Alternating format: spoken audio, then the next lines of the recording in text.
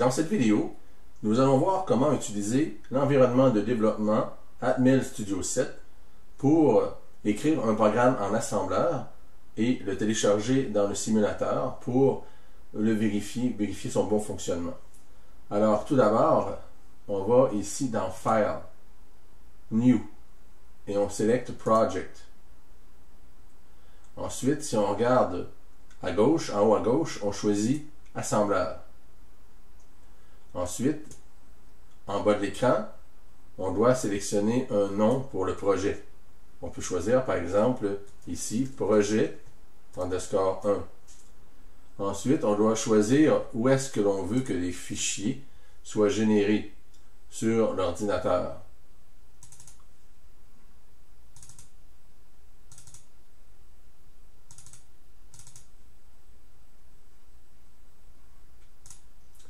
Ensuite, ici, le nom de solution peut être le même que le nom de projet ou différemment. On le verra dans une autre vidéo. Et évidemment, cocher Create Directory for Solution. On clique OK. Maintenant, ici, on me dit que j'ai déjà un nom de projet qui s'appelle projet 1. Alors, je change simplement pour projet 2. Donc, je m'assure que ici, c'est bien coché. Create a Directory for Solution. Je clique OK. Alors ici, dans le filtre, je vais aller choisir la famille de microcontrôleurs, Atmega, et je vais aller chercher le modèle particulier, qui est le Atmega 328P. Donc, celui-ci. Donc, le Atmega 328P, qui est le microcontrôleur qui équipe le Arduino. Et donc, je clique OK.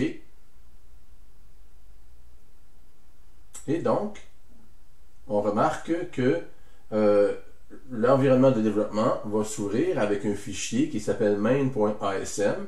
Alors, le .asm va être le fichier source qui va contenir les directives et les instructions codées en assembleur, mais en langage connu, donc avec des mnémoniques. Donc, à gauche, ici, c'est dans cette fenêtre qu'on va écrire le code. Ensuite, complètement à droite, eh bien là, on va pouvoir explorer notre solution, c'est-à-dire l'ensemble des fichiers que l'on va ajouter dans notre projet, dans notre solution.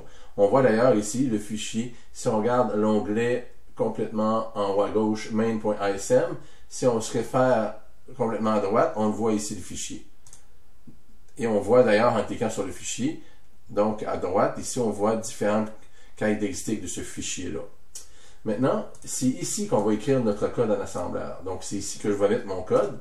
D'accord? Donc, on va, nous, écrire un certain petit code en assembleur. On verra sa signification un peu plus loin dans d'autres vidéos.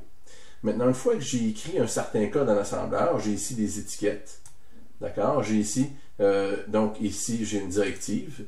Donc, LDI, pour Load Immediate. J'ai ensuite un Out. Donc là, ce que je vais faire, c'est que je vais assigner le contenu du registre 16 donc à une certaine pin de sortie sur le port, sur un certain port. On verra ça plus en détail. L'important ici, c'est qu'une fois que mon code est écrit, je veux le builder, c'est-à-dire faire en sorte que le programme assembleur transforme mes instructions en langage machine, que l'on va pouvoir télécharger dans le simulateur pour vérifier le bon fonctionnement de mon programme. Alors, qu'est-ce que je fais? Je choisis Build Solution ou F7. Je clique là-dessus et qu'est-ce que je vois ici en bas de ma fenêtre? Qu'est-ce qui s'est produit? Alors, je vois simplement que le build a été succède. Donc, le build a réussi, c'est-à-dire que les lignes, les directives ici que j'ai écrites, donc, ont été transformées en langage machine. Maintenant, je dois loader ce langage machine-là dans le simulateur. Donc, qu'est-ce qu'on fait à ce moment-là? Alors, on va ici dans le menu Debug et je fais Start Debugging ou Alt F5. Et là, on me dit de sélectionner un outil sur lequel télécharger mon code en langage machine.